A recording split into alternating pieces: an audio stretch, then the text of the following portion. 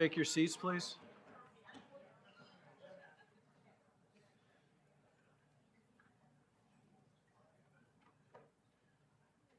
Good morning, everyone. I'd like to call this meeting of January 31st, 2024 to order, also recognizing that today is the start of our 50th anniversary as a region.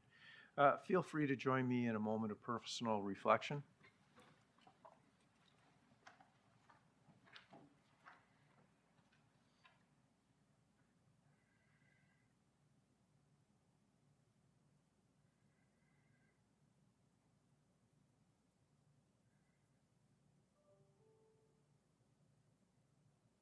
Thank you. The region of Durham exists on lands that the Mississauga, Saguenay, and Anishinaabe inhabited for thousands of years prior to European colonization. These lands are the traditional and treaty territories of the nations covered under the Williams Treaties, including the Mississaugas of Scugog Island First Nation, Alderville First Nation, Hiawatha First Nation, Curve Lake First Nation, and the Chippewa nations of Georgina Island, Beausoleil, and Rama. We honor, recognize, respect Indigenous peoples as the right holders and stewards of the lands and waters on which we have the privilege to live. In our efforts towards reconciliation, we continue to build and strengthen relationships with First Nations, as well as the large Métis communities and a growing Inuit community here in Durham. We're committed to learning from Indigenous values and knowledge, building opportunities for collaboration, and recognizing that we're all connected. Mr. Clerk, can I ask you to do a little bit of an introduction on what's happening with your screens and a roll call, please? Thank you, Mr. Chair. Before we conduct the electronic roll call, I'd just like to draw members' attention to their monitors in the chambers. We are trying something slightly different for today's meeting. Throughout the meeting, you should be able to see the request to speak list active throughout the meeting. If you find this to be a valuable feature, we can continue it for future meetings as well. I'll now conduct an electronic roll call.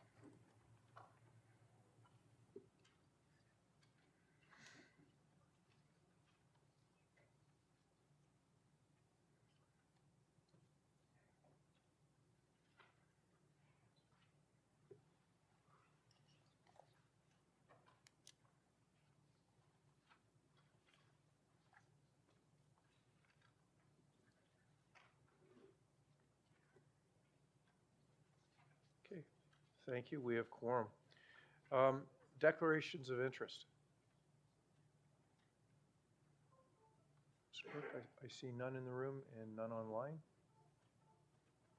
Okay, thank you.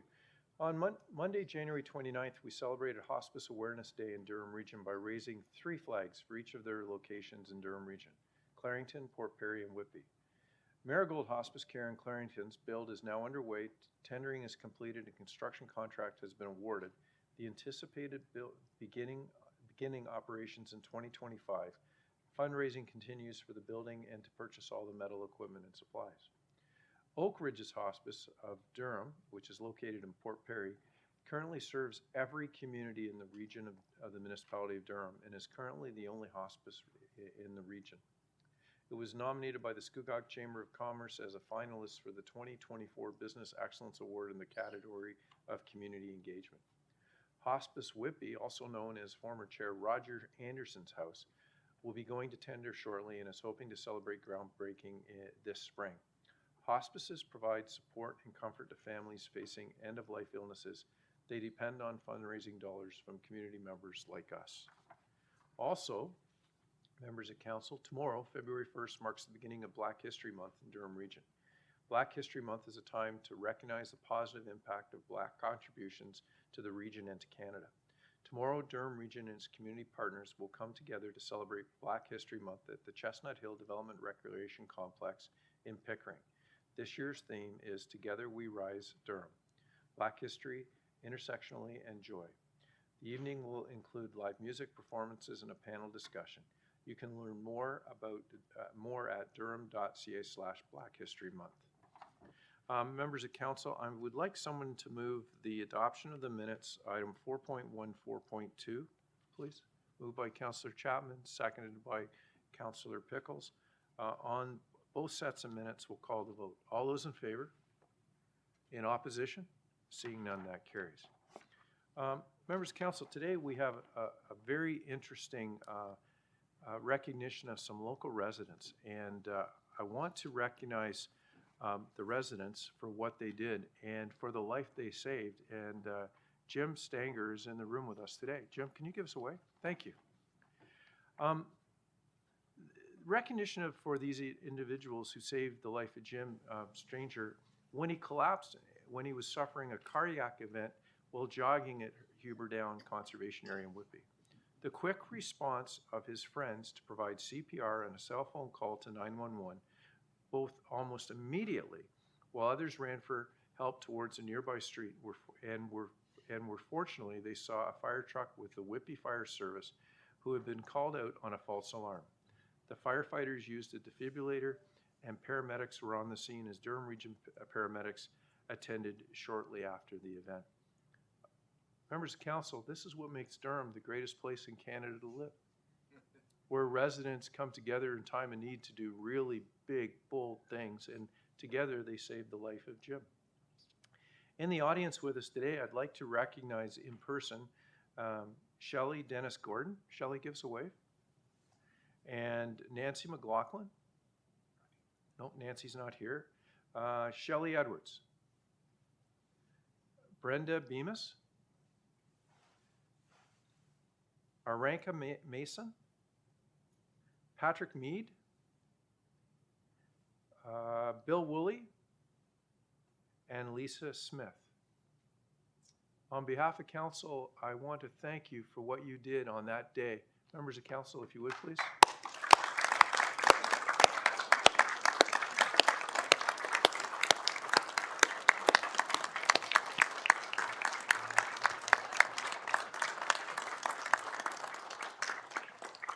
Now, if I could have Jim come up to the center of the floor, and could I have Dr. Kyle, and who are you going to bring up with you, Dr. Kyle? Okay, Deputy Chief, would you come up? We would like you to come up when I call your name, and I'd like you to stay, but I've got a little something here to say thank you on behalf of the region for what you did on that day. So Jim, join me in the middle.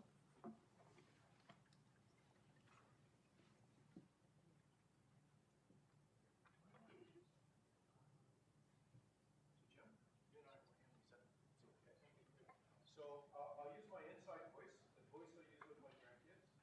Could I ask Bill Woolley to come down?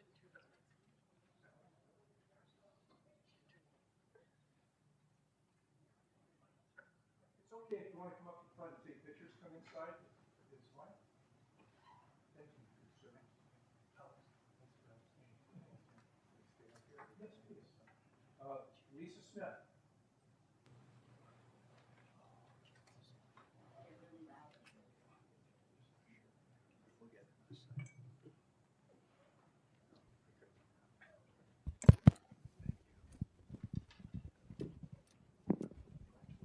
Rick McRobert. Chair. Oh, thank you. Patrick Mead.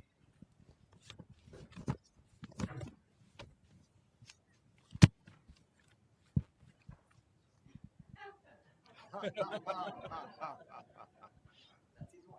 okay.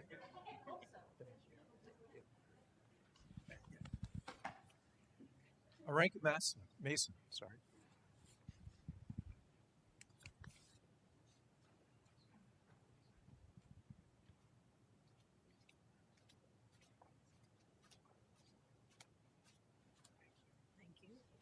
Thank you.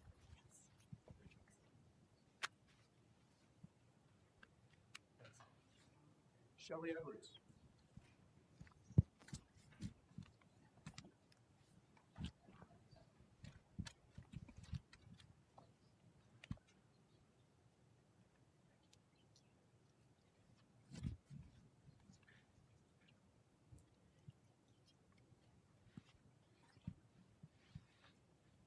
Shelley Dennis Gordon.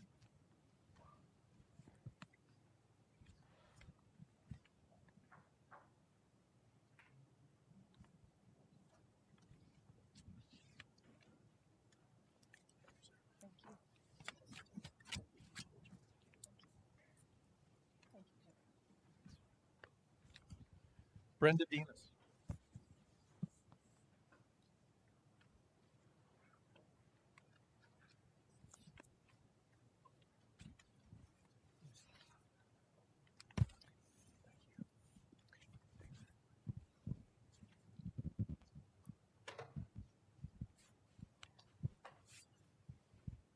Okay, members of council again, big round of applause.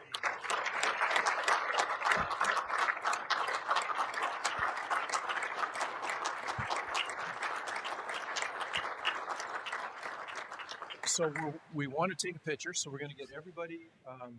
Allison, you tell us how to line up.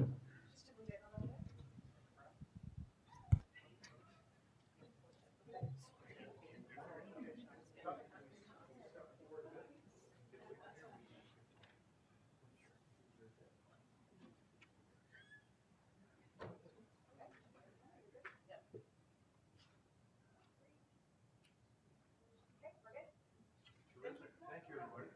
And hold on. One more picture. Come on back. Sorry.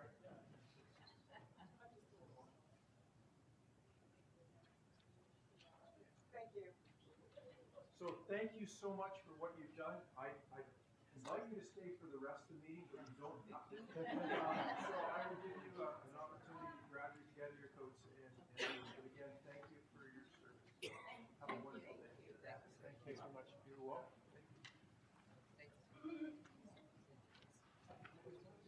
I was supposed to talk, right? Just gonna say one thing. It's amazing. This kid is doing so great.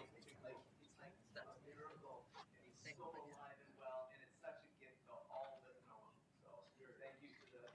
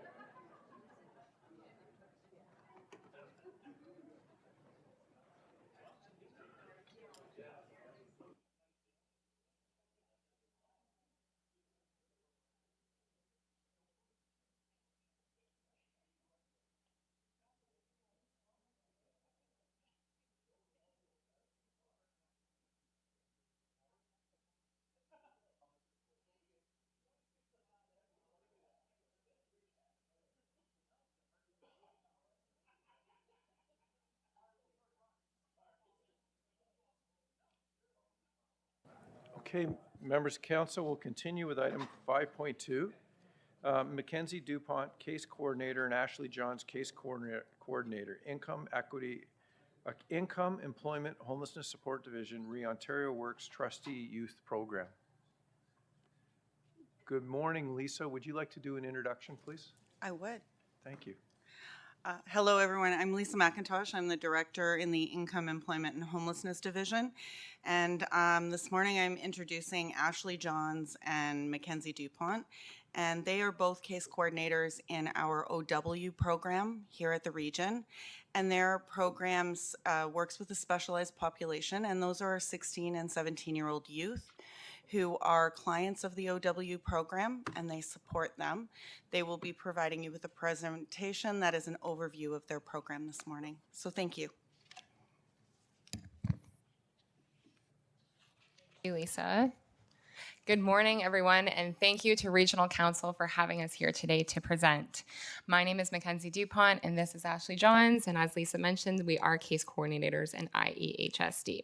So before we jump in, I understand there are some members here that already have seen this presentation, so we're going to try and keep things short and sweet today, and I will tell you what I have told them is I do tend to speak quite quickly, so if I'm going too fast, please let me know as we go through the presentation.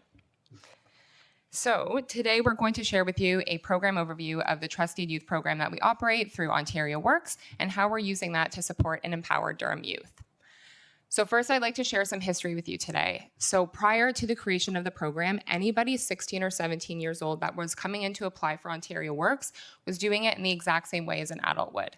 So as you can imagine, this was quite an intimidating process for these youth that were coming into our program without the support of their parents and that might recently left the support of their parents at home and not navigating a complex system fitted for adults.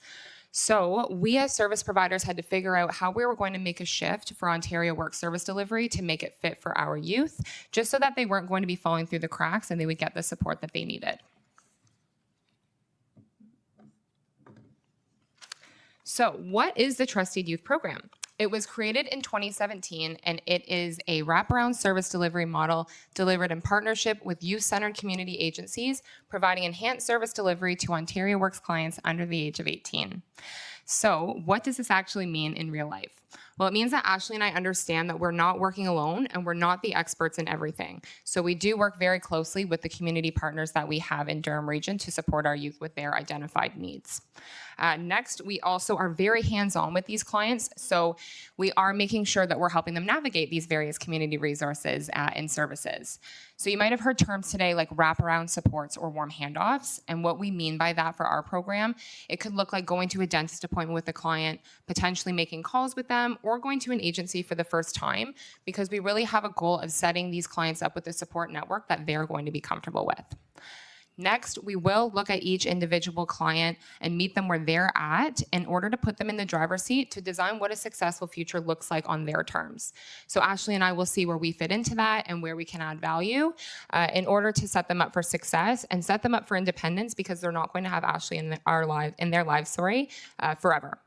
And finally, it is a specialized caseload, so it means that Ashley and I only hold cases that are 16 and 17 years old, just allowing us to do that more focused and community-based work.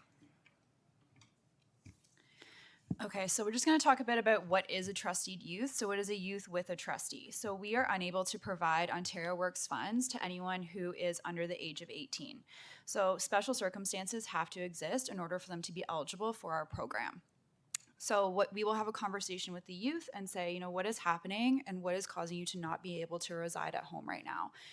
If there's no safety concerns, we will connect with their parents to get their perspective, and also with any third-party agencies that might know also a little bit about what's going on at home. So they also do need to meet the financial eligibility for Ontario Works. So we will look at their income, their assets, their living situation. They do have to sign all mandatory forms. Everything is the same in terms of your general eligibility.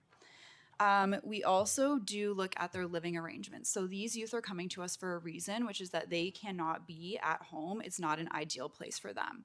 So we will say, okay, where are you staying now? Is this a healthy place, a safe place? Is it better than where you were before? The youth does have to be willing to participate. So anyone in general who's receiving Ontario Works has to be working towards a goal. So we will say, okay, you know, what is the youth goal? Well, it's to go to school. So as long as they are registered in and attending school, they are eligible for our program. We do have good working relationships with the schools in Durham, so we will connect with guidance or administration just to make sure that they are attending. If they're not, we'll have a conversation and say, you know, what are the barriers stopping you from attending, and how can we kind of look at maybe perhaps a different goal? They do have to have regular contact with a responsible adult or community agency. Ideally, that's going to be us or the trustee, which is BGC, formerly known as the Boys and Girls Club. They might have been referred to us from a different agency, so we would like them, you know, to continue working with a support person if they do have one already, but we are available. Some youth we talk to daily, some weekly, some monthly, but for sure we will meet with our youth every 3 months in person just to see how everything's going. So now, how does this method of service delivery and the shift that we've done impact the youth that we're working with? So first off, we now have streamlined application processes for these youth, so it gets funds in the hands that youth are eligible very quickly. Next is having that immediate connection to that trustee through BGC Durham. So previous to the program, a lot of the times the youth were required to find someone in their own life that they could use as a trustee, which sometimes could pose a barrier to them even applying. So us having that connection with BGC has reduced that barrier. The other piece is that BGC utilizes direct deposit for these youth, so they don't have to manage a paper check, which they used to as well. The next is the piece where we can offer that individualized service planning. So again, we're really making sure that these youth have their own choice and their own voice throughout the duration of the program to identify what their priority needs are. And then Ashley and I will work with them in order to make sure that we're able to help them achieve those goals. Another change is that we don't actually make these youth come into our offices to access service. So Ashley and I can be very flexible in terms of the places that we're going to meet with them. So a lot of the times we are actually meeting these clients in the community in order for them to be more comfortable. And then finally, we have the ability to issue additional benefits to these youth to support them with their participation goals on top of their basic financial assistance. So for us, this could look like things like post-secondary application fees and seat deposits. We've supported with laptops upon graduation and helped them get G1 level licenses as well. We also don't want to see these youth excluded from a typical high school experience if they so choose that. So we can issue things to support with being a part of a school club or a school team, participating on a school trip, or even celebrations such as graduation or prom.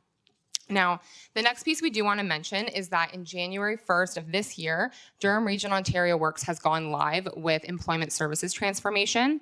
So this provincial change management decision has created some challenges in terms of funding shifts, but we are actively working creatively both internally and externally with our partners to address any gaps that may have arisen in order to make sure that our youth are still supported, like Ashley and I and the program have been able to do for the period of time that the program has been in place. Now, we've talked a lot already about the fact that we're working very closely with other agencies, so we wanted to share some of the partnerships we have in place in Durham right now. We are very fortunate to work in a place that we have very many resources for youth here, and they're great, so we are happy to have these partnerships in place.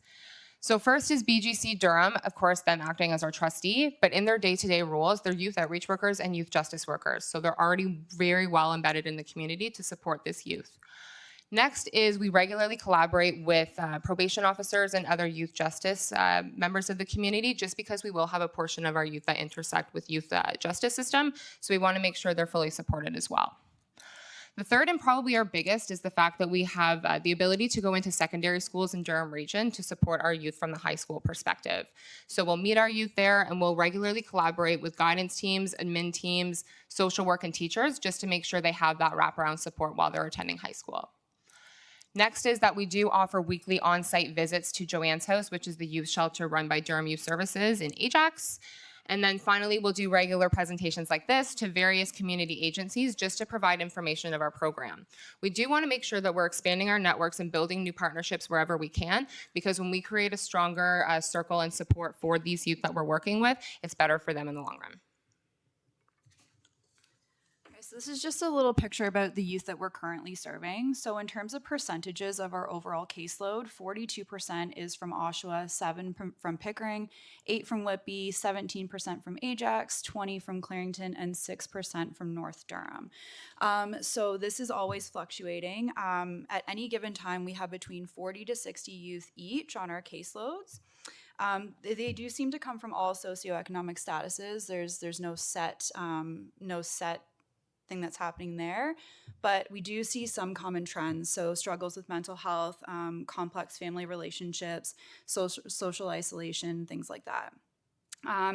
They do seem to, so the rates that we offer is up to $733 a month for a single person. So that is actually the amount that is across the board for any adult as well that's receiving Ontario Works. And those rates haven't gone up since 2018. So we've chatted about a lot of wonderful things we're doing within the program, but sometimes we do have some challenges that come up as well. So we just wanted to address some of those. So first off, right now in Durham Region, we have one youth shelter with limited space, and that's located in Ajax. So if the shelter is full, sometimes the youth would be left to access another shelter that might be fitted for adults or find themselves with nowhere to go. Another piece is that for affordable housing in Durham Region, it's very difficult to find. So as you can imagine, 16 and 17-year-olds don't really have a leg up in that market right now. So it can finding affordable housing quite difficult for this age group. The next is that we don't currently have an agency partnership for the youth in North Durham, so we're still relying heavily on family and natural supports in that area in order to fulfill the role as trustee. We are working, though, in order to establish a partnership with an agency up there to act in the role as trustee, similar to what we have here for BGC. So the next is waitlist for health-related supports. So this is not an area unique to youth, but I felt like it was important to mention because since they're still at that developmental age, it is important that they have access to adequate health care. And another challenge that we're facing is sometimes when youth are leaving home, they're leaving without important documents. So things like birth certificate, immigration documents, social insurance, and health card. So this can prevent them from doing some basic things such as opening a bank account, registering for school, accessing health care, and getting a job. And then finally, we do have some service hubs fitted for adults within the region here to support vulnerable residents, but currently something like that does not exist for youth.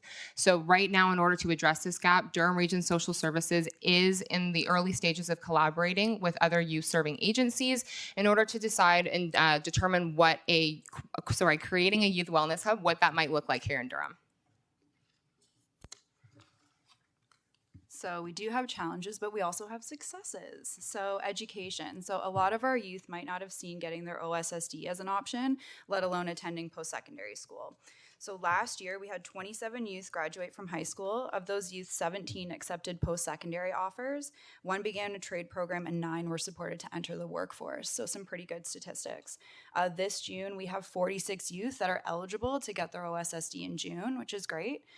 For employment, currently 19% of our caseload is employed, which means they're going to school full-time and also working part-time. So getting that employment experience, having a little bit of extra money every month, so it's super great. Connection to mental health professional wellness supports. So as Mackenzie mentioned, the BGC workers at their core are youth outreach workers, which means that these youth are automatically connected to some form of wellness supports. So, ideally, most youth would have a doctor or a dentist set up by their parents. Well, these youth might not have that opportunity. So we'll help them navigate the healthcare system, make sure they have all those supports. And during the pandemic, we assisted roughly 30% of our caseload to obtain additional mental health supports that were required during that time. So for housing, we did actually be able to assist with the beginning of a by name list that is specifically for youth. So these youth will use the BGC trustee as an access point to be put on this housing list. BGC was also able to set up a Housing First for Youth program, which is funded by regional dollars, to assist youth from this by name list to maintain their housing, and also offers a monthly subsidy to help them with that. And so far, 30 of our youth have been able to access that program. Financial empowerment, so 95% of our youth right now do have active bank accounts, which is great. If they don't, BGC does have a working relationship with Scotiabank, so Scotia will let our trusteed youth go into the bank and open an account with limited ID, which is great.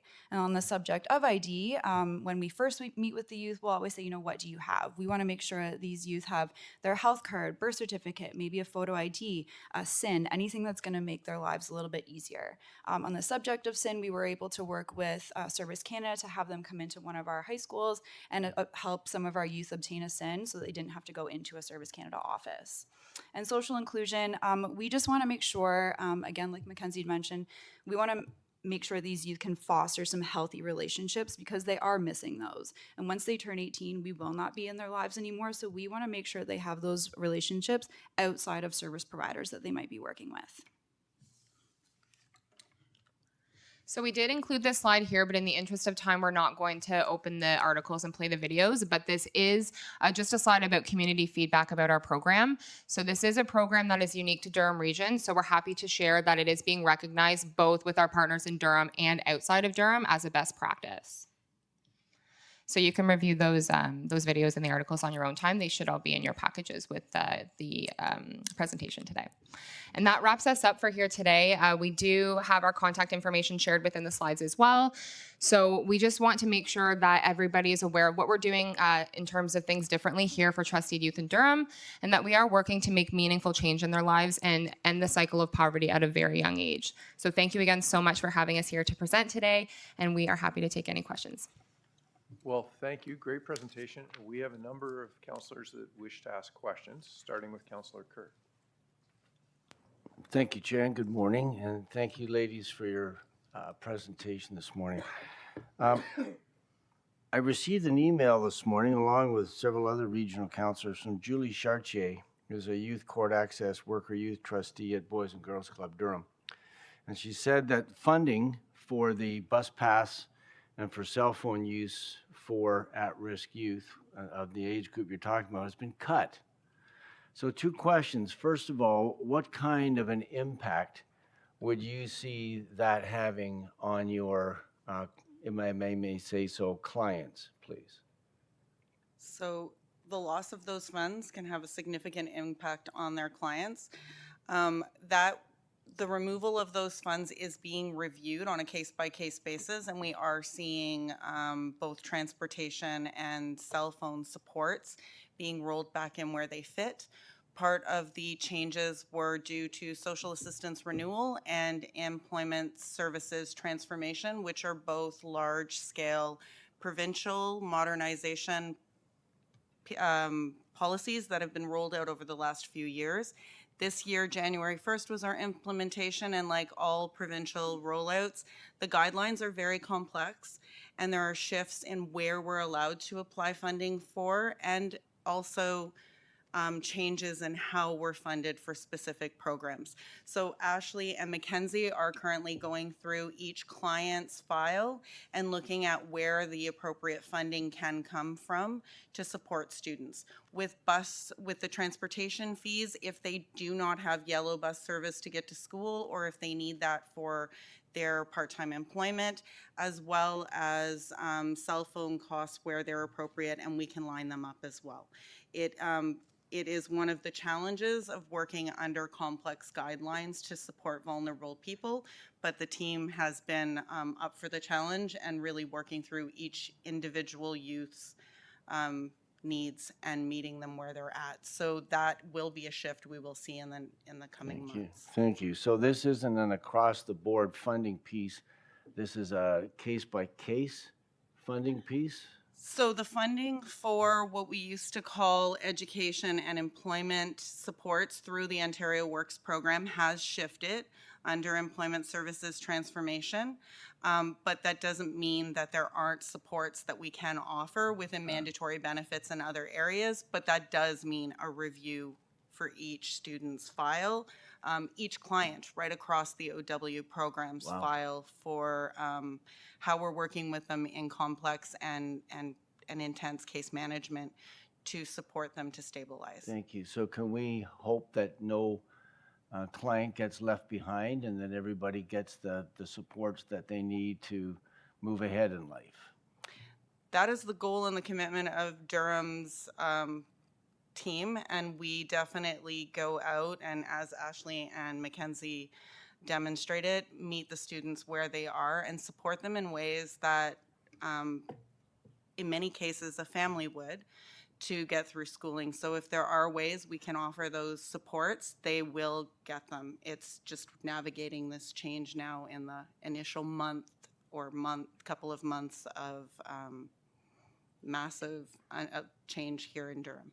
So is there a need to roll this back with the help of provincial members of parliament, or is this something that just in fact is and that we can surmount with individual efforts to make sure that each student and each youth is taken care of? So social assistance, the social assistance renewal and employment services transformation began to roll out and was announced back in 2018, 2019.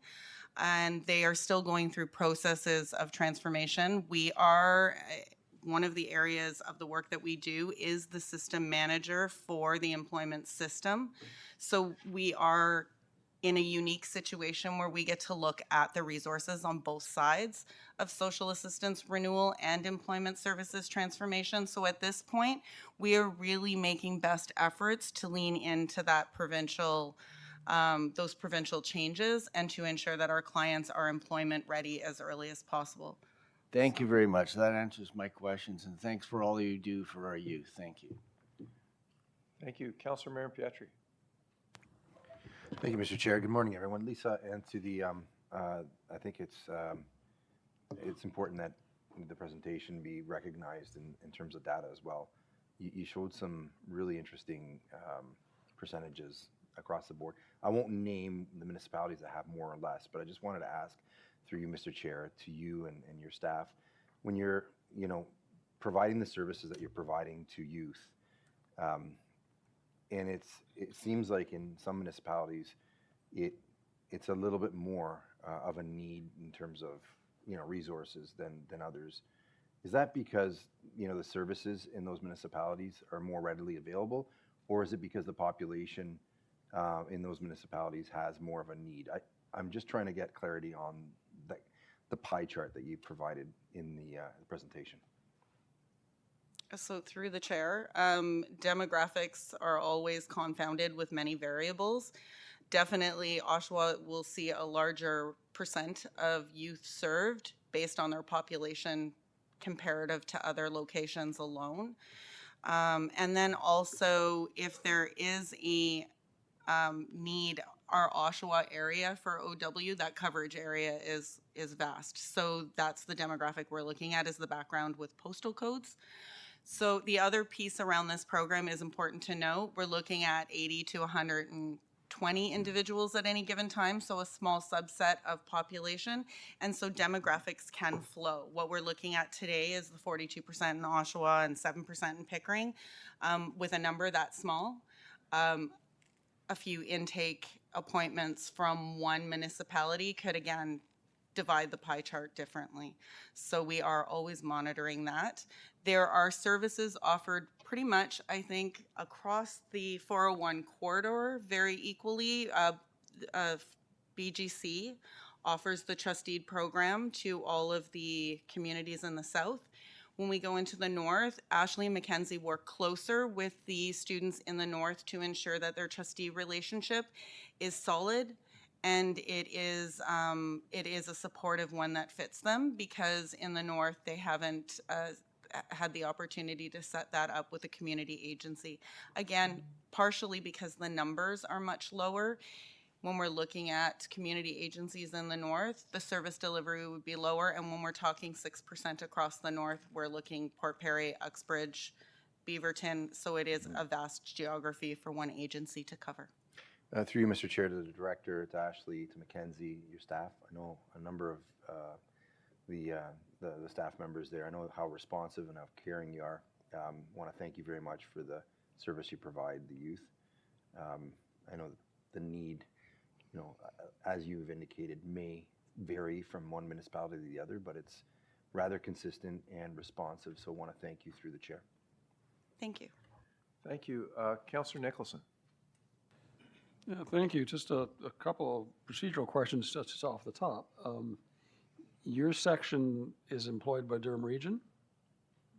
So they're part of the OW team. So our or lack of Ontario Works provincial program. Yeah, I want to be, but who makes the rules that you have to operate under? Is that the province or Durham Region? So we operate under the Ontario Works Act. So there is legislation and there are provincial guidelines that set the tone. And then we work within that to offer individuals in Durham the best service possible, meeting those rules, but doing it uniquely for Durham. So you try to manage the chaos caused by the provincial social services department. Yes. Good. Just want to be clear on that. I don't want everyone to be critical of hardworking staff, and I want to preface my comment by saying you guys do a tremendous job with the very limited resources you're given. It's a crime in this province that anybody is asked to live on $733. Now we're taking away their phones. Now we're taking away their bus passes. I can tell you the guys down on 555 Yonge, they don't have any problems getting access to their jobs or their salaries or their phones or their lunches. But the people that are on the receiving end, I use the line that I hear many times from people on the street, Ontario Works, everybody left behind. Because the Councillor, I absolutely agree with the direction, but there has to be a question. well, I agree, and I was going to get to the question, Okay. which is, are there any steps that this council can take to follow up on both Councillor Kerr and Councillor Medry, either by resolution or by action, where we can approach the provincial government to get their heads out of the ground and actually see the reality on the streets and start providing needed and necessary help for the people in our community, especially for our youngest, 16 to 17 years old? Council's support and advocacy towards offering people who are on social assistance fair and stable, both financial and human services supports, would be very helpful in letting the province understand the needs that we're seeing here in Durham and that are mirrored across the province. Okay. One thing that was raised previously, and it wasn't brought forward, and is in our transit system. We now provide free transit for those 12 and under. It's been suggested many times over many decades that people who are trying to find work or trying to subsist on Ontario Works or on ODSP, that they should not be charged for transit because they're trying to access doctors, they're trying to access to get food, they're trying to, in this case, kids are trying to go to school. You know, the lack of transit, and if there's no bus passes being handed out, is that something that we should be pursuing at the Durham level of giving a specific core group a free or very inexpensive access to our transit systems so that we can actually assist getting people off Ontario Works? So through the chair, transportation is very important as a basic need for many individuals we work with. We are currently working with the resources that we have to try to offer an equitable support. If we're looking at a broader financial impact, then that would need to go back to transit, to our transit department, as well as our finance department, to look at that through a budgeting and our full process. Let me throw the hypothetical then. If Durham Transit and this council decided that we were going to take to initially your core group of 16 to 17-year-olds, we're going to provide free bus access across Durham to them. Would that give you some respite to use your limited funds to provide other services and support that you now are being forced to use to support transportation? So that would cover the 80 students who are 16 and 17-year-olds who are in our Trusteed Youth Program. It wouldn't cover all of the high school students that are on our OW caseloads currently, who are also looking at how transportation works on their family social assistance incomes. So it is a big issue related to budgeting and financial pressures. So that one would be going back to transit and finance overall. Just so I understand the number, you said there's 80 in your program, 80 to 120. How many overall 16 and 17-year-olds would be in your Ontario Works program in need of support? I don't have that number on me today. We could look and get back to you on that. If you are, from what I've heard right now, we're covering cost of transport for kids 12 and under. So if we were looking at social assistance clients 12 and over to the age of 18, we can get those numbers. All right, appreciate that. Thank you for your answers. Mayor Foster? Thank you, Mr. Chair. I'm going to follow on with some questions where Councillor Nicholson was going. If you had to guess how many kids, so you're talking about 80 kids, in this program, but if you're looking at the OW, sort of that full portfolio, how many would you guess? I'm not going to hold you to it. I don't actually think I can guess at that number. I can tell you that we are approximately 9,000 cases on caseload. So Okay.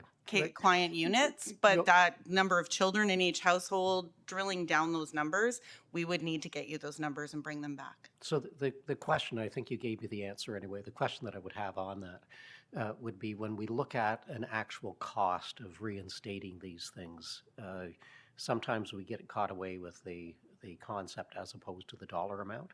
For the 80, it's an insignificant amount of money, more broadly, differently.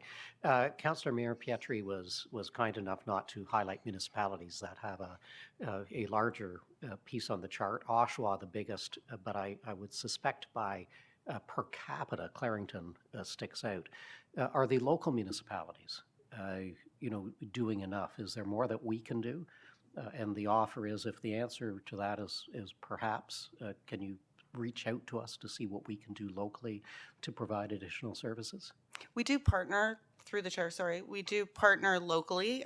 So for recreation programs, for many of your services, the team will reach out to individual local municipalities and have those conversations. We've been doing that in all areas of the portfolio around warming centers and needs. It's important to remember that the 16 and 17-year-old OW clients could potentially then be 18-year-old OW clients when they move up into our REACH, which is another portfolio.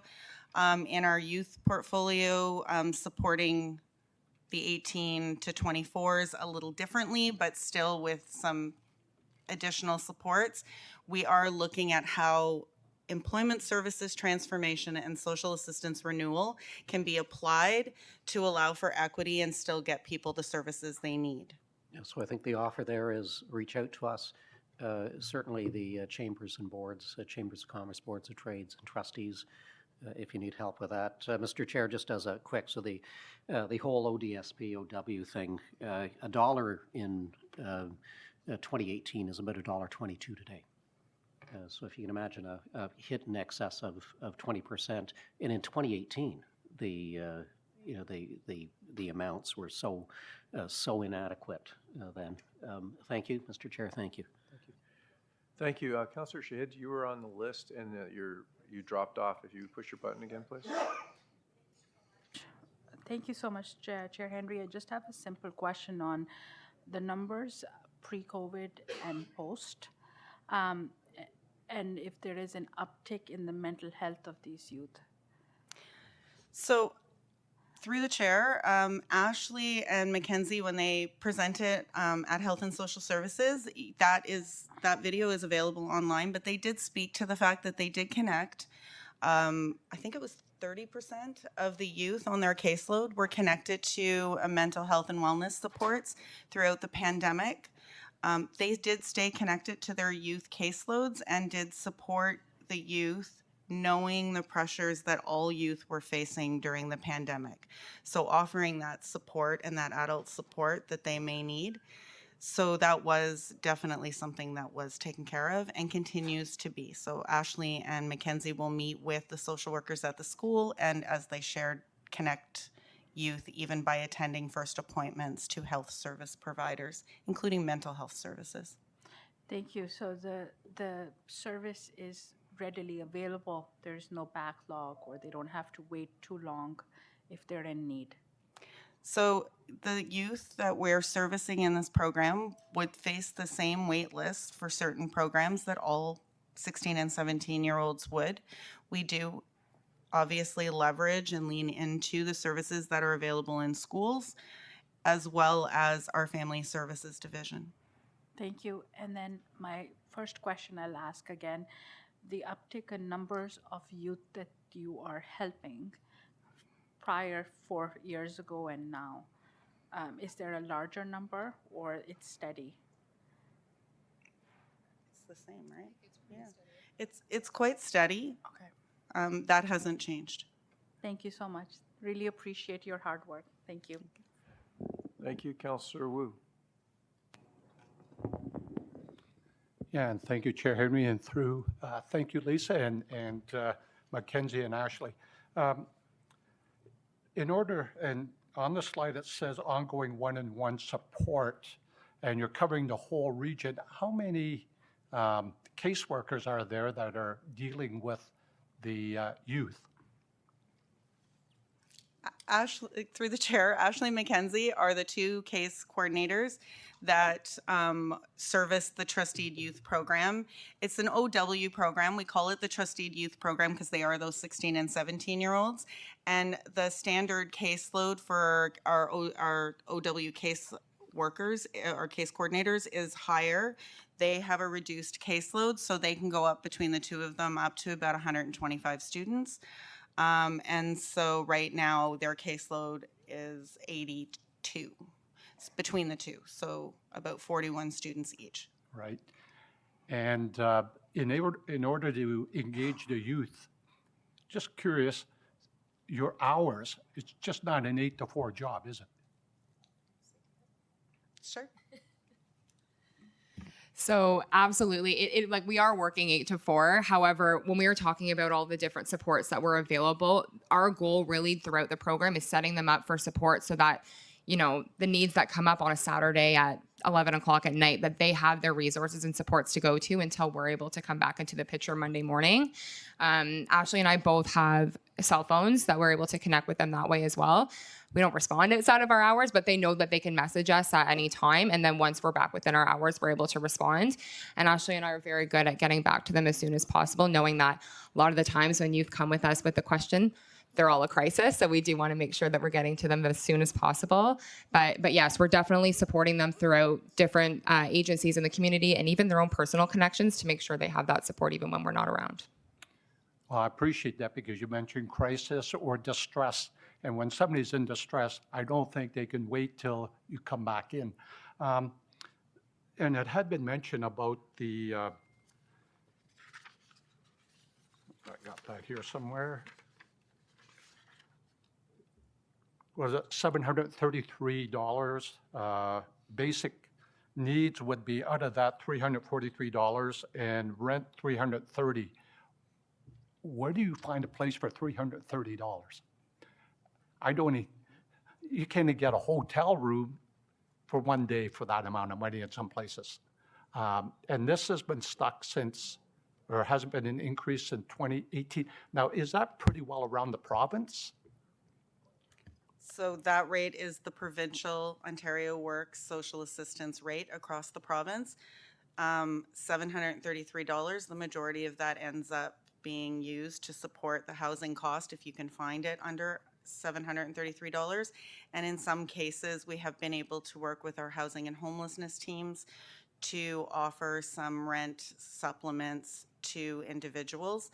But again, those are limited within the system. Okay.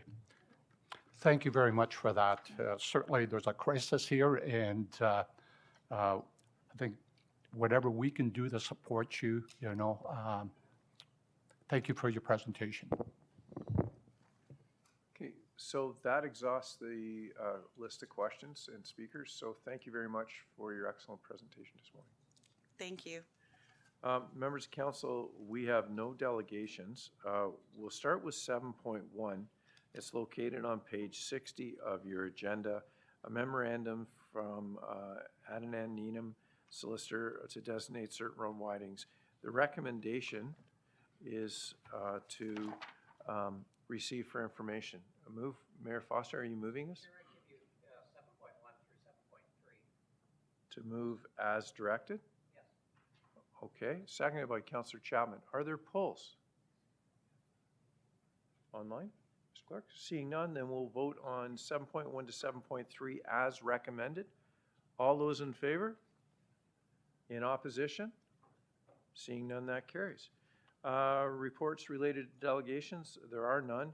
Mr. Clerk, can you hand me the sheets, please? Thank you.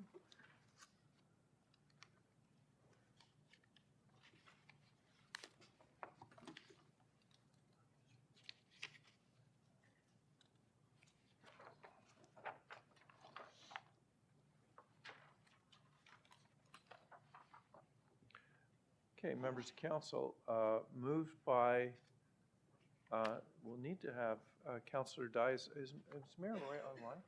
She is online. Her camera's currently off. Okay, Mayor Roy, could you turn your camera on? Okay, thank you. So moved by Mayor Roy, seconded by Councillor Dyes, that recommendations contained in item 1 of Report 1 in Health and Social Services be adopted. Okay, it's moved. It's on the floor. Questions or comments? Seeing none, I'll call the vote. All those in favor? In opposition? Seeing none, that carries.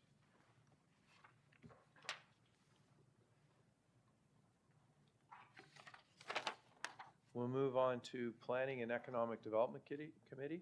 Moved by Councillor Chapman, seconded by Councillor Pickles, that recommendations in items 1 to 8 inclusive of report number 1 of the Planning and Economic Development Committee be adopted. Polls.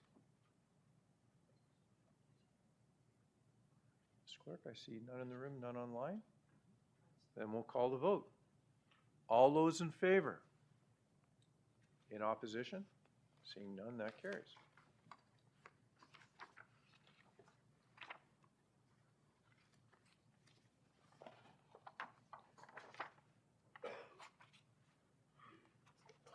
We'll move on to a Works Committee report. Moved by Mayor Barton, seconded by Councillor Marin Pietri, that the recommendations contained in items 1 and 2, inclusive of report number 1 of the Works Committee, be adopted. Polls. Online, Mr. Clerk? Okay. Oh, Councillor Brenner? I do have a question that I did submit, Mr. Chairman. Okay, then I will come back to you in a second, but we're on this item. So seeing no polls, we'll call the vote. All those in favor? In opposition? Seeing none? Questions? We'll do them now. Okay, Councillor Brenner?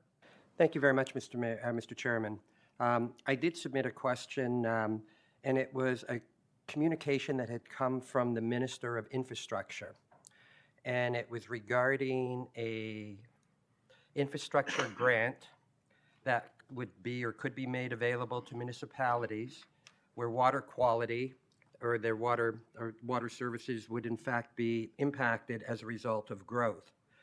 And I felt in looking at it that is that something that the region could consider through our Works and Finance, because we've had many discussions, and most recently when we talked about the increase in the cost in particular to the user services for water and sanitary. And we heard that the growth is going to drive that up, and that would be complicated by some of the provincial policy.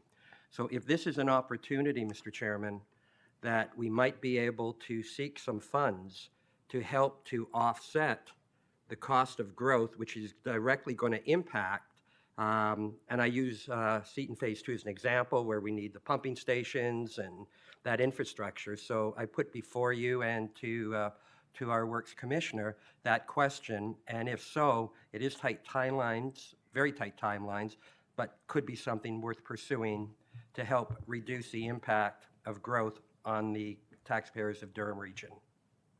Commissioner Jagnathan? Through you, Mr. Chairman, yes, I can confirm we are in discussions with the Finance Commissioner to make an application, keeping in mind the project has to be shovel-ready.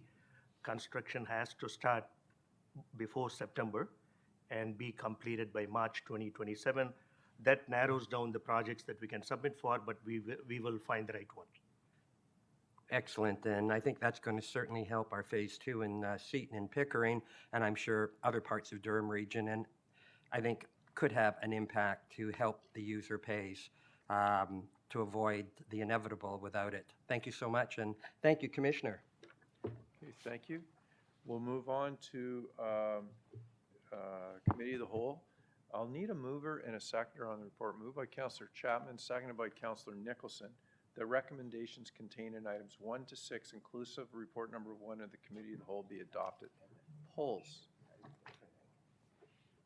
Mr. Clerk, I see none in the room, none on my screen, none online. Okay, on the recommendations, we'll call the vote. All those in favor? In opposition? Seeing none, that carries. Members of Council, we have no departmental reports or other resolutions. On page 78 of your agenda, there is a resolution or a motion, and I will go to Councillor Mulcahy. You've moved this, and Councillor Shahid, you've seconded this. Mr. Clerk, do we need to read this into the record? No, it's part of the agenda package. So as part of the agenda package, no need to read it into the record, but Councillor Mulcahy, if you'd like to say a few words, please go ahead. Thank you. Good morning, Chair. This is with regards to the tolls on the 407 through Durham Region. I know our staff have been working with the MTO and have made this request to remove the tolls temporarily during the reconstruction of Winchester Road. For those of you who may be aware, we're building a mid-block road, which will take some of the pressure off in the municipality of Whitby, but it is yet being held up by the MTO. And further to this, we will be closing parts of Columbus Road. So as you can imagine, we have some traffic woes ahead of us, and we're really hoping that the province will listen to us and give us a hand. So I would thank you all for your support on this. Thanks. Thank you. While you're not on my speakers list as a seconder, Councillor Shahid, did you want to say something? Thank you, Chair Henry. I'm just going to echo Councillor Mackay's comments. We need it, and I hope the province is listening to help us with this temporary help, and this is the only route that they could take when the construction starts. It's going to be a huge issue for people who are going towards the north part of Whitby, Brooklyn, Ashburn. Thank you. Okay, thank you.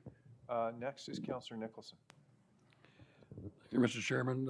First of all, I will wholeheartedly support my two colleagues from Whitby to do this. I was sorely tempted to make one wording amendment, to take out the word temporarily and add the word permanently. That would be a step in the right direction. But the question, I guess, is, and I don't know who can answer. Sorry? They did it before. Yeah. Be nice if they did it all across the 407 and bought it back from Spain as well. But the point I was trying to raise here is, rather than having councillors having to come in or mayors having to come in and move these temporary motions, is there a way to include in our policy booklet almost an automatic request that goes in when there are specific impacting projects that are reducing capacity to both the 407 and to other areas in a community? We're going through the same thing at 401 in Oshawa. If there's a way to screw up a project, MTO will find a way to do it. They're experts at it. They're even building bridges that nobody needs. I mean, they're really good. And I'm not talking about Simcoe, I'm talking about Albert. It doesn't go anywhere, it doesn't take any traffic, but they're going to replace it for $8.5 million. So my concern is, rather than us going cap in hand and being behind the schedule, is there a way that we can include as a policy that when staff identify some of these choke points that are occurred in construction projects like we're having in Brooklyn, that the request is almost automatic, as opposed to having to come to council and have a 2-month delay in the process? Mr. Clerk, is there a way as of right of council to make a decision Councillor Nicholson, personally, I think it's important that the council of the day sends that message to the province. But I don't know if there's a process. Not particularly. I think we would need some direction to that effect, and probably better to deal with on a case-by-case basis. So after conferring with the clerk, and I actually agree, it's probably better to deal with it on a case-by-case basis so that we can have, hopefully, I'll call at the appropriate time a recorded vote on this item that sends a message of substance, but dealing with each individual issue. Well, hopefully it is a unanimous vote here today. And perhaps we can send it to our lobbyists as well, so that they can maybe raise it in a meeting that, you know, they've got to do better way of coordinating with local municipalities when they do their projects. Yeah, no, that's okay. Okay, the staff will take it as direction. And Councillor Nicholson, you're finished? I'm done, thank you. Okay. We'll go to Mayor Foster next, please. Well, thank you, Mr. Chair. I heard from Councillor Mulcahy traffic woes, and who would have thought that there'd be traffic woes in the GTA? It's shocking. Just a very quick question, and it's a bit of a tangent, but as we are asking for this motion and the next motion, and we've heard time and time again that, you know, we send these requests, we send motions, and they go into a black hole of something. Will the clerk be keeping us updated in terms of a response or lack thereof? Yes.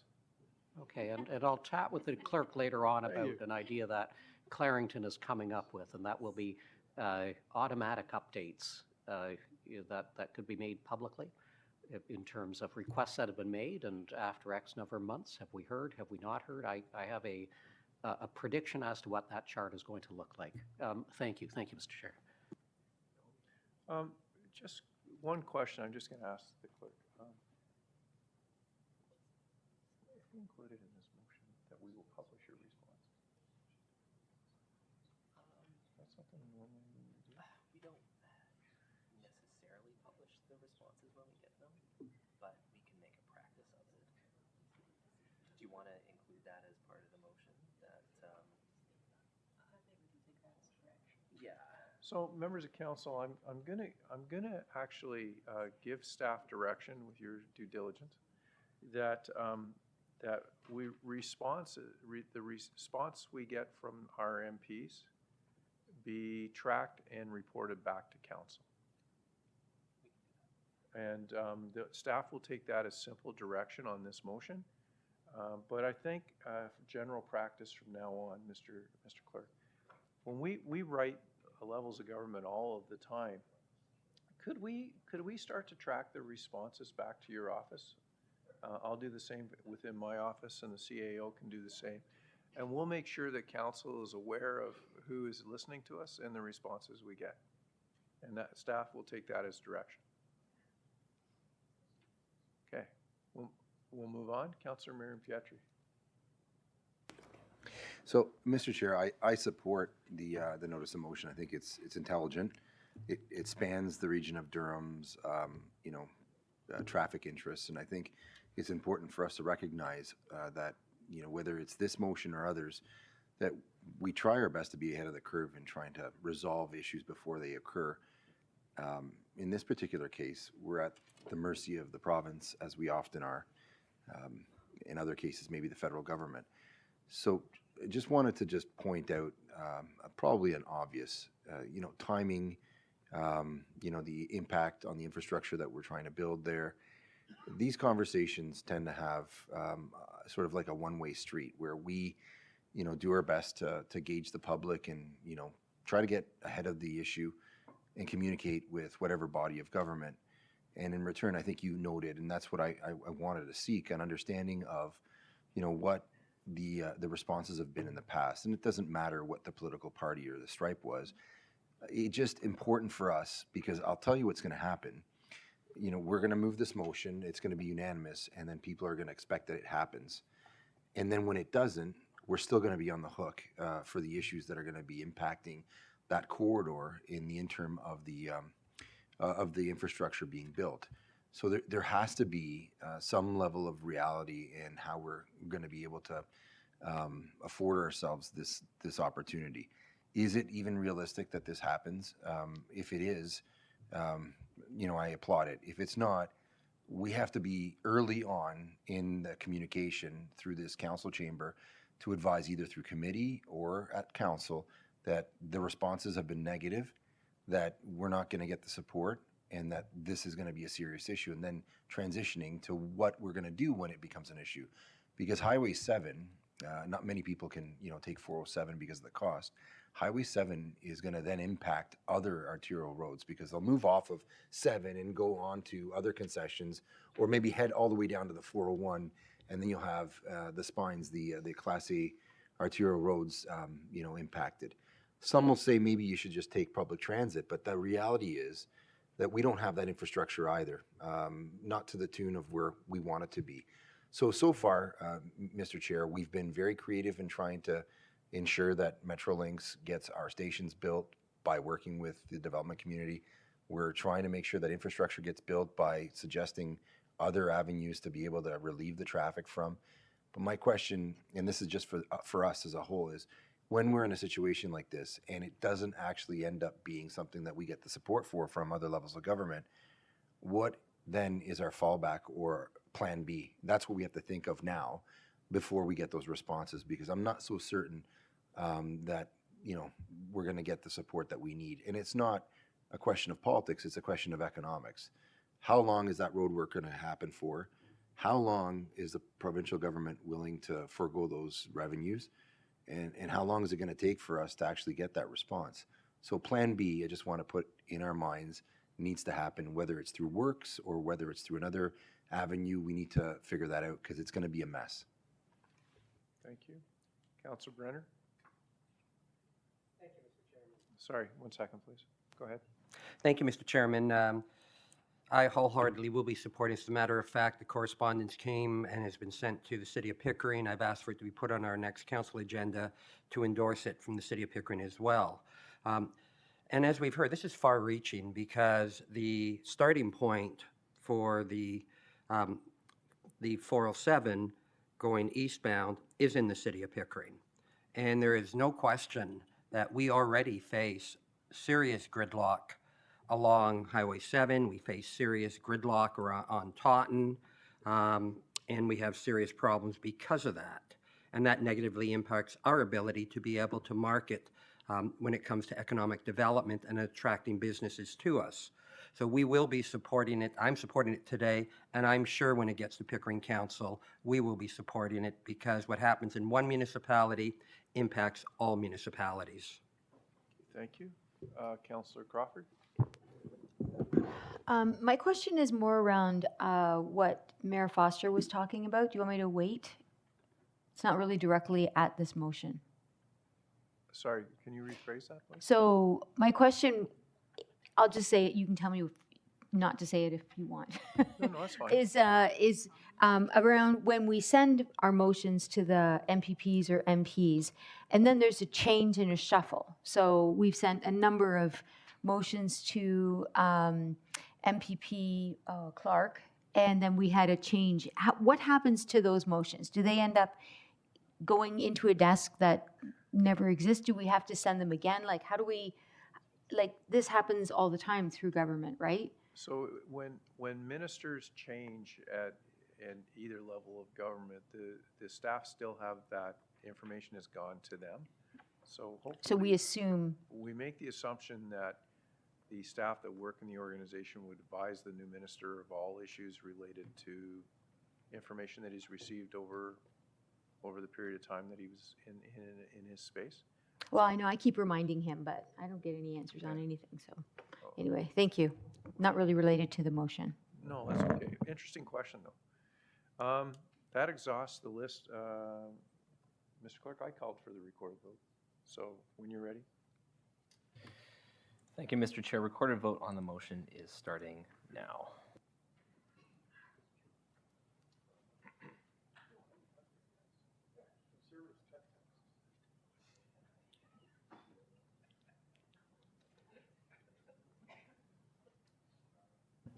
Looking for Mayor Collier connected remotely.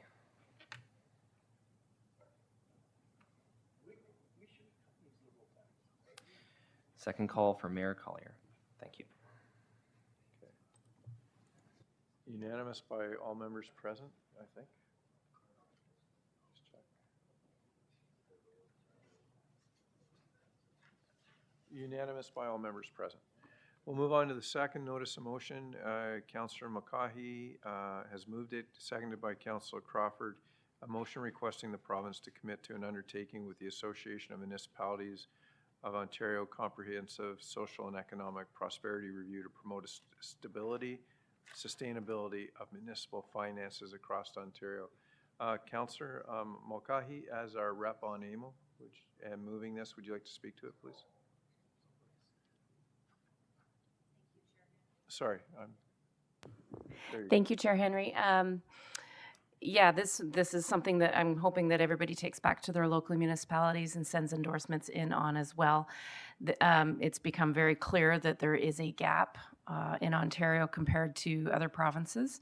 And I think we have probably one of the best people on our staff to speak to this would be Nancy, who has been instrumental at AMO in helping this along. So I'm wondering if she would like to have the floor at some point to speak about this. Okay. So, Ms. Taylor, did you want to speak? This is a recommendation that has come from AMO. Did you want to speak to it? So through the chair, as Councillor Mulcahy referenced, finance has been quite involved with the Ontario Regional Single Tier Treasurers, a subset of them, in helping AMO drive through some of the numbers and analysis here to support what's been going on. So we did prepare a lot of work for them, and some of those, the select group, they've extrapolated that information in order to support AMO's pre-budget submission. But as well, Finance and Admin Committee here has also asked for us to take a look at how we are funding provincial services. So this resolution came from that work through AMO that we've supported, and the request is to try to get as many municipalities as possible to pass this resolution so that it shows a huge body of support for AMO's efforts. And I would also encourage you, a lot of the details are also, AMO just released their pre-budget submission, and as well as a link to the presentation. And both of those documents are a very, very good read. So I would recommend, and particularly if you're going to the local, that might also help with the background information for them to help support with your with the recommendation going forward. Thank you. Thank you. Can I continue? Councilman Kahi? If I may, thank you. Last week, we had the Minister of Municipal Affairs at the AMO meeting. So he actually found our building and actually was there. So it's comforting to know that they're actually aware we exist now. So with the endorsement from municipalities across the province, we're hoping that this has a larger impact. We have been receiving probably 10, 12 as of last week, but recognizing the council cycles are all coming through now. So Durham Region, and I know that most of the regions and municipalities across the province are taking this back and sending it back through AMO to the ministry. So thank you so much, and I hope that we can have a recorded vote that's unanimous on this one as well. Thank you. Thank you. As the seconder, Councillor Crawford. Thank you, Mr. Chair.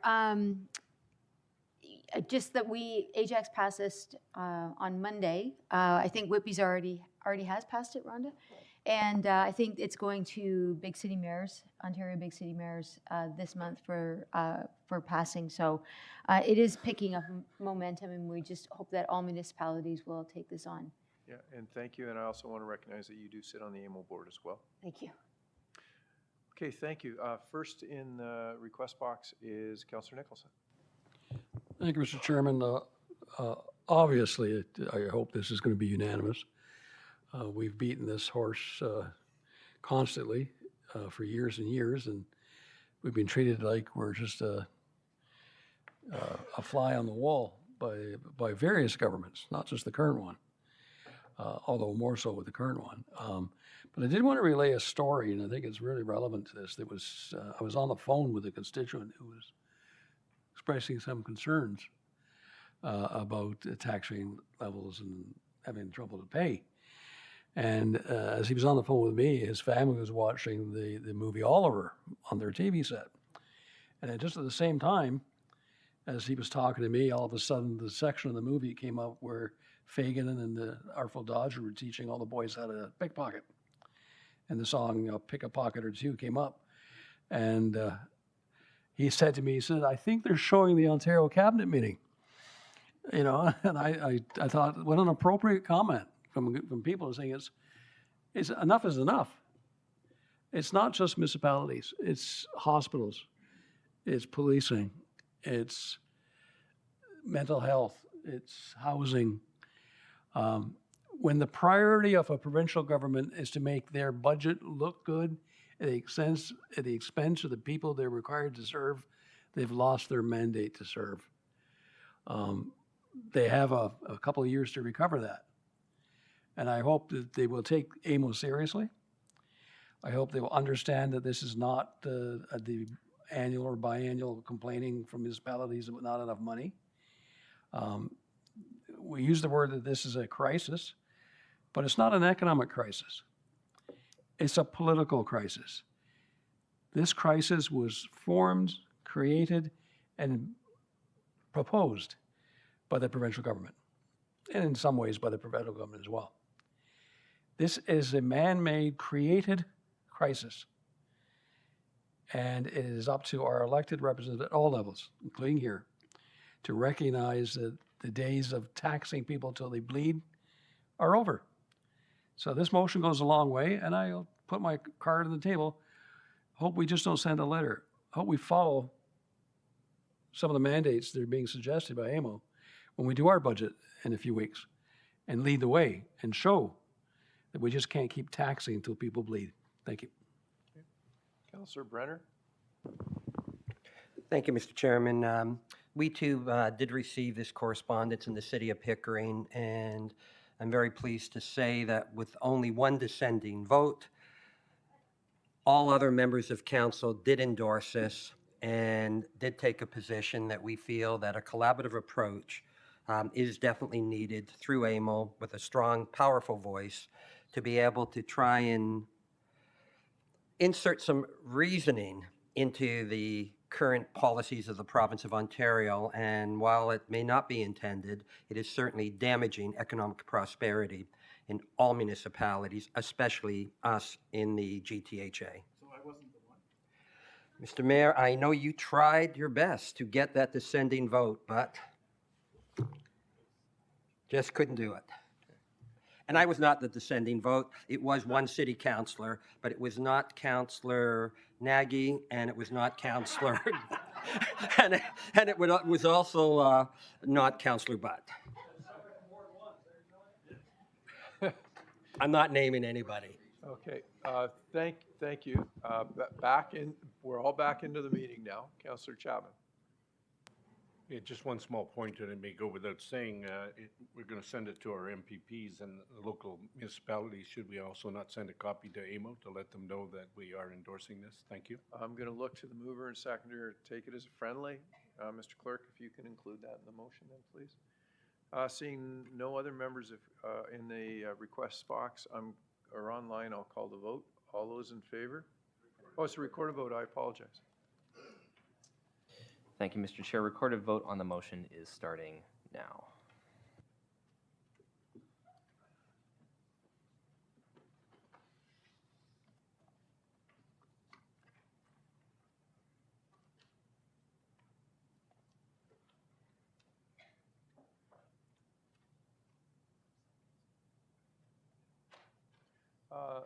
That carries unanimously by all members present.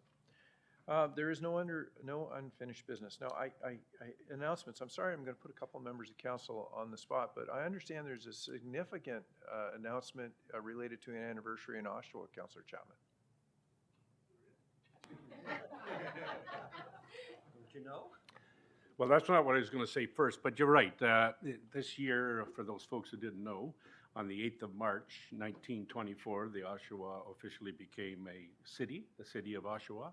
And we do have a celebration, lots of celebratory events all year. But on the 8th of March, there is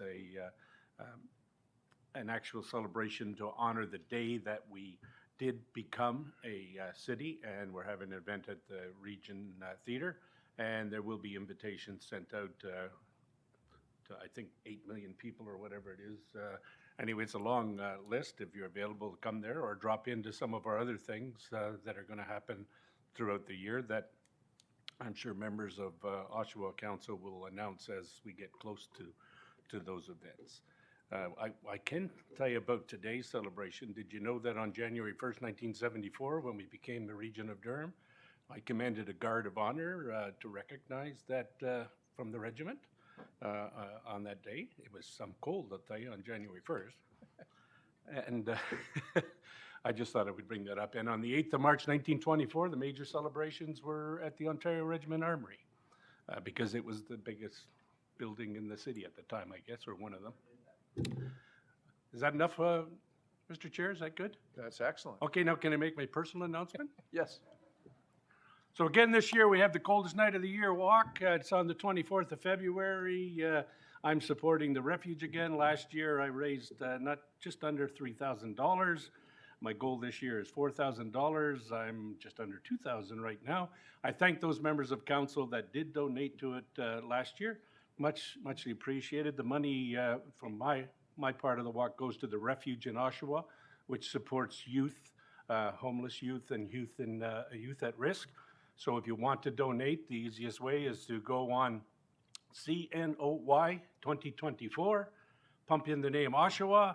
It'll take you to the list of walkers. I'm sure you all know what my name is, and donate as much as you want. There's no limit on how much you guys can donate. For those of you from the north, if you want to donate, you can go on and type in Uxbridge, and North House in Oshawa or in Uxbridge is doing the same thing. They do some of the same things as the Refuge did. So those that want to donate to North House, and matter of fact, just so you know, Mayor Barton, I do also donate to North House on this walk. But I would much appreciate any support that any members of council could give me. Thank you very much. Thank you. Councillor Marion Pietri. Chair, today was a really special day for the region of Durham. I think we all recognize the flag raising, the 50th anniversary.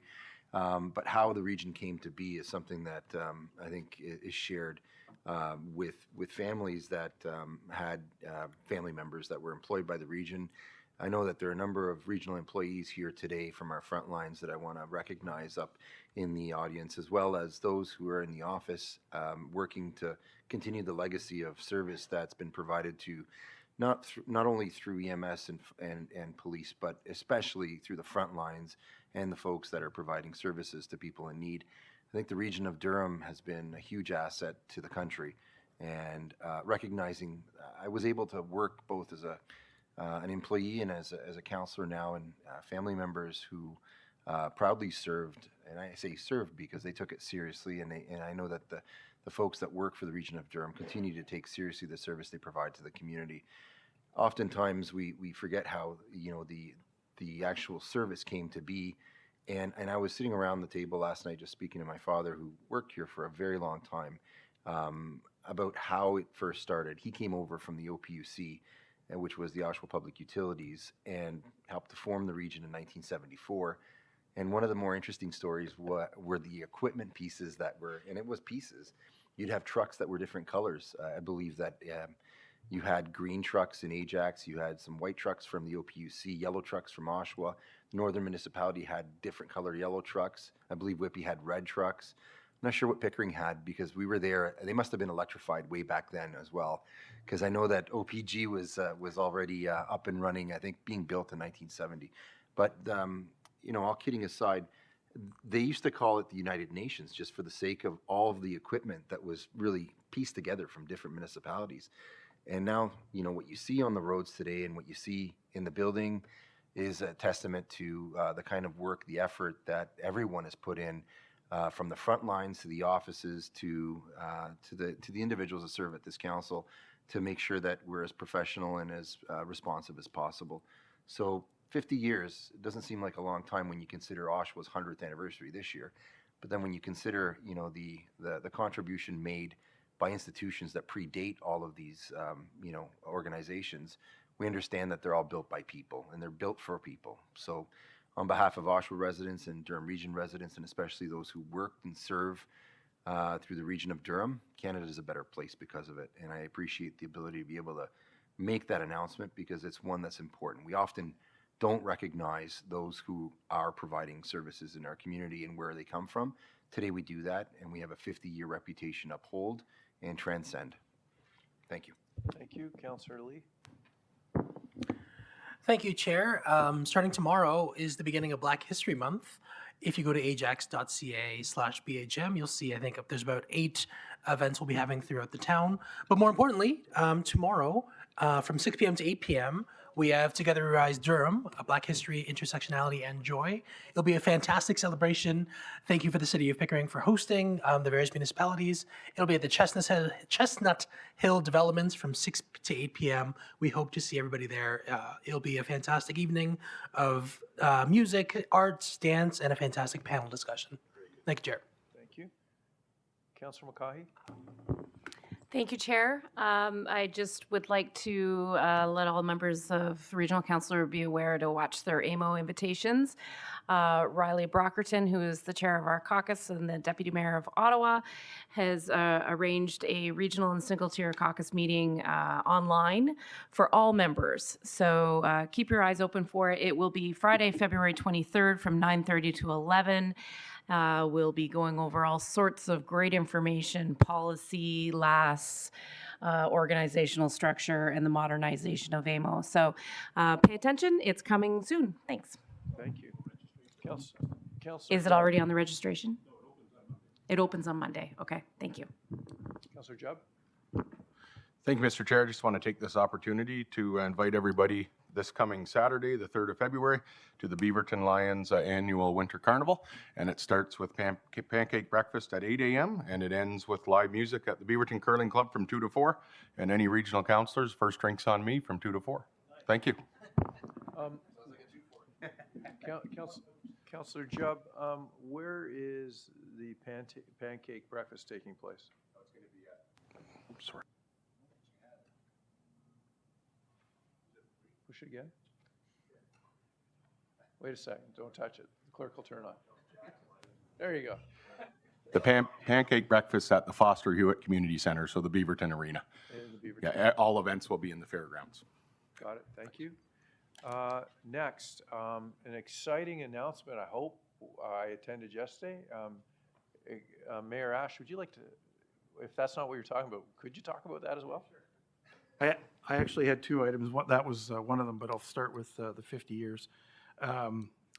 There's a picture of the first council on the wall back there, and you should take a quick look at it and see how the ladies were dressed at the ball where they celebrated the first council. But my dad's in that picture, and I know it sounds kind of corny, but I kind of think he looks over me. And I'm very proud of that fact that he was on the first council and also the first chair of finance. So 50 years later, I have those same responsibilities. The regional council building back then is where our garage is now. The regional courthouse was really across the parking lot. So it's been a great history, and I was actually pleased to join with Mayor Barton and Mayor Roy and yourself to talk about the good things of the region at the standing committee just a couple of weeks ago. So there was interested MPPs from all three parties asking questions about the success of Durham and how we are working together, because I can tell you that's not the case in all four corners of this province. The announcement I wanted to make was yesterday at Pickering Nuclear, the Government of Ontario announced, the Honourable Todd Smith, about the refurb of units 5 through 8. It's a fantastic day for not only Pickering, but the region, the province, the country, and indeed the world in regards to clean energy. I want to thank Deputy Mayor Chapman for being there, Mayor Foster for being there, Councillor from Team Tito, as well as yourself, as well as former Mayor Ryan and my members of council. It means 4,500 jobs are maintained, 11,000 jobs per year in construction work over the course of the refurb, 2,000 megawatts, which will power 2 million homes of clean electricity when Pickering B is reopened in 2030-ish. So it was a great day for our city and our province. Thank you. Thank you. Mayor Crawford was there too. Oh. I think she was standing behind that tall. Oh, okay. You got to stand up. You got to stand up next time, please. Okay, Councillor Nicholson. Thank you, Mr. Chair. I'm pleased to hear about Pickering. It brings back a memory that my father worked on the initial build of Pickering Nuclear Generating Station, and we lived on Bailey Road at Oklahoma. So it gives a lot of history before we moved to Oshawa when I was 14. I just want to talk a little bit about the 50-year anniversary, because there's something that sometimes we forget in the 50-year anniversary when we talk about Durham Region being formed. But it also set the boundaries of our local municipalities. Prior to January 31st, 1974, there was a whole lot of small municipalities that were formed together to form our current boundaries. I can say in my own community, where I live now, without the region being formed, I would be living in East Whitby Township, because the southern part of Oshawa didn't become part of Oshawa until January 31st, 1974, when the region was formed, and those boundaries then shifted. East Whitby Township was converted and split between Oshawa and Whitby. Councillor Neal knows this very well, because virtually his entire ward was East Whitby Township. It was like the north and the south of the city, and Oshawa was in the center. Brooklyn was separate.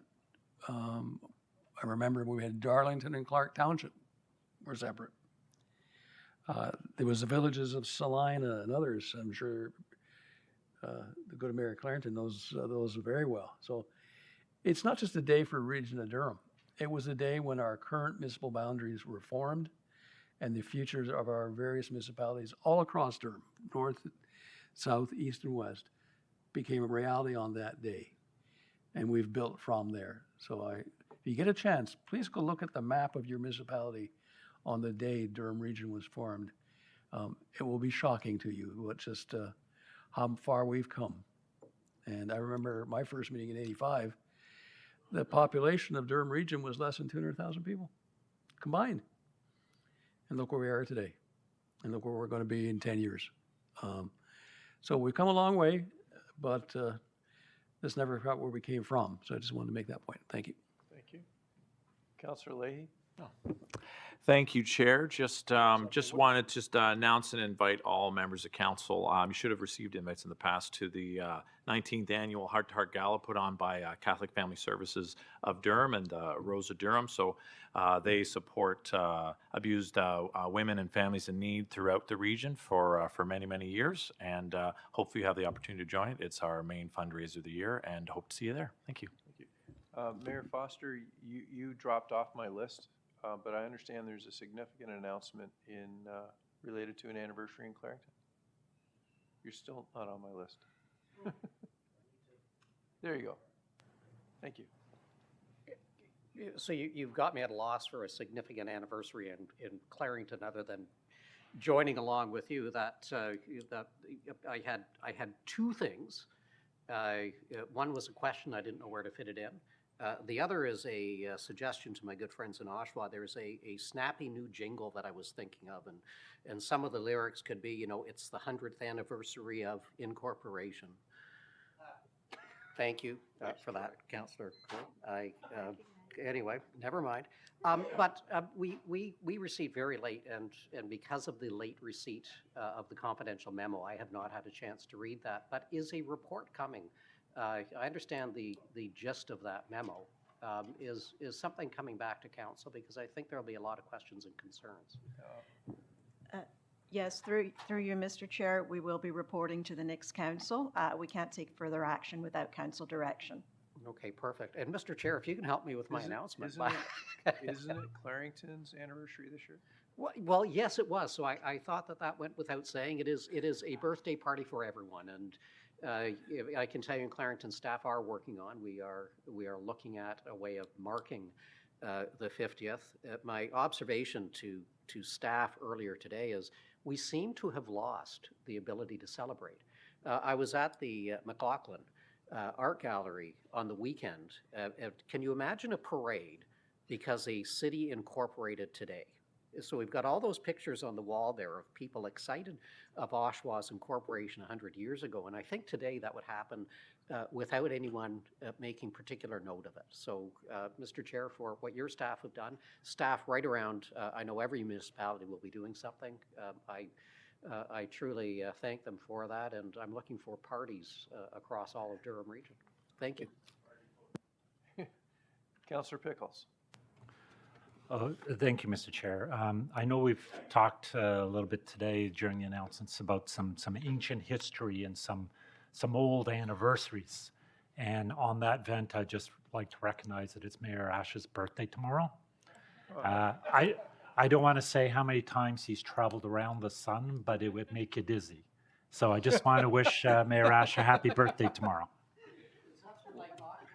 Well, Mayor Ashe, on behalf of everyone in the room today, happy birthday. Next is Councillor Wu. Yeah, thank you, Your Worship. And it's very interesting to listen to some of the history of the formation of Durham Region 50 years ago. And when that was formed, Clarington was formerly known as the town of Newcastle, which in some respects I'm sort of proud of because I grew up in the village of Newcastle. But for people coming to visit, as soon as they hit Curtis, they figured, I'm in Newcastle. That threw a lot of people a curveball. But no, the reason why I wanted to speak and on top of our celebration this morning and recognizing the 50th anniversary of the region of Durham, we also had the flag raising for the Durham Regional Police Service. And it was interesting to listen to Councillor Mayor Pietri speak about the formation of our different municipalities into one and how that all changed, no different than the police services. And wanted to recognize the flag raising and thank you to everybody that came out and joined us in the foyer and at the flagpole for the raising of the flag. And certainly important. The police services has played a pivotal role in ensuring the safety and well-being of our community. Certainly, the journey has been steadfast commitment to protecting and serving the community we call home. And as the chair did say, we have the best region in Ontario and the best place to live, work, and play. In So Canada. thank you. In Canada. In Canada. Well, I'd say the world. Okay. Move to adjourn. Not yet. Close, though. Lunch will be served right after this, but Councillor Kerr, you are between lunch, bylaws, and the end of the meeting. Well, I won't take long, but I will leave the meeting on hopefully a light and cultural note. There is on stage at Oshawa Little Theatre now till February 10th is a stellar award-winning production of Amadeus about Wolfgang Amadeus Mozart. His 368th birthday was just on Saturday. It's a visual delight. It's set in 1791, so the white wigs, frock coats, the music is fabulous, but it is a drama, not a musical. I would recommend you see it. The fact that I have a nice supporting role as Baron Gottfried von Swieten in this play has got nothing to do with this announcement, but if you want to see me in a white wig and a frock coat, that's almost worth the price of admission right there. Thank you. Mr. Clerk, that is the business for the day. Last remaining item is bylaws and then adjournment. So Mayor Ash, could you do bylaws, please? Thank you, Mr. Chair. It's moved by myself and second by Councillor Barton that bylaw numbers 2024-01 to 2024-04 inclusive be passed. Okay, members of council, Councilor Mayor Pietri on the bylaws? You know your name, you're lit on this. You're on my screen, so thank you. Okay, on the bylaws, all those in favor? In opposition? Seeing none, that carries. And also, Confirming bylaw, please? yeah, moved by myself, second by Councillor Barton, that bylaw number 2024-005, being a bylaw to confirm the proceedings of the Council of the Regional Municipality of Durham at their meeting held on 31st day of January 2024 be passed. Okay, on the confirming bylaw, we'll call the vote. All those in favor? In opposition? Seeing none, that carries.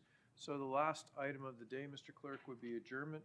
Members of council, there is lunch in the back. Moved by Councillor Neal, seconded by Councillor Wu. On adjournment, we'll call the vote. All those in favor? In opposition? Seeing none, thank you very much to members of council and staff for all the great work today.